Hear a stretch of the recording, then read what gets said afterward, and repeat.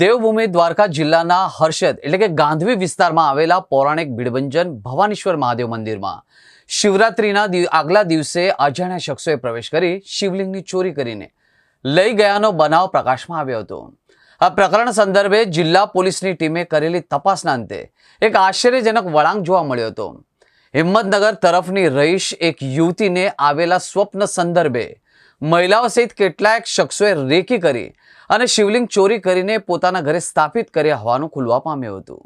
સાબરકાંઠા જિલ્લાના રહીશ મહેન્દ્ર કુમાર ઉર્ફે રમેશ કરણસિંહ મકવાણાની ભત્રીજીને રાત્રિના સમય એક સપનું આવ્યું, જેમાં દ્વારકા જિલ્લાના હરસિદ્ધ મંદિર પાસેના દરિયા કિનારે સ્થિત ભીડભંજન મહાદેવના મંદિરનું શિવલિંગ પોતાના ઘરે લાવીને જો સ્થાપન કરવામાં આવશે તો ખૂબ જ પ્રગતિ અને ફાયદો થશે અને અનુલક્ષીને 3 મહિલાઓ સહિતના લોકોએ શિવલિંગ ચોરવાનું એક કાવતરું રચ્યું હતું।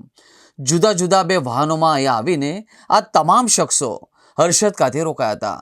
થોડા દિવસોએ તેઓ અહીં રોકાઈને રેકી કરી શિવરાત્રિના એક દિવસ પૂર્વે હર્ષદના દરિયા કિનારે સ્થિત ભીડભંજન મહાદેવના મંદિરે સ્થાપિત શિવલિંગ કે તેઓ પોતાના વતન હિંમતનગર જિલ્લા સાબરકાંઠા ખાતે લઈ ગયા હતા। અહીંથી ચોરેલા શિવલિંગની પોતાના ઘરે સ્થાપના પણ કરી દીધી હતી અને આટલું જ નહીં, તેઓ શિવરાત્રિના દિવસે આ શિવલિંગની પૂજા પણ કરી હતી। 25મી ફેબ્રુઆરીના રોજ શિવલિંગની થયેલી ચોરી કે જે સમગ્ર જિલ્લામાં ભારે ચર્ચાસ્પદ બની ગઈ હતી, જે પડકારરૂપ બનાવ સંદર્ભે જિલ્લા પોલીસ વડા નિતેશ પાંડે દ્વારા આ બનાવની ગંભીરતા પારખી અને ડીવાયએસપી એલસીબી અને એસઓજીના તમામ ચુનંદા અધિકારીઓની ટીમ સાથે એસઆઈટીની રચના કરવામાં આવી હતી।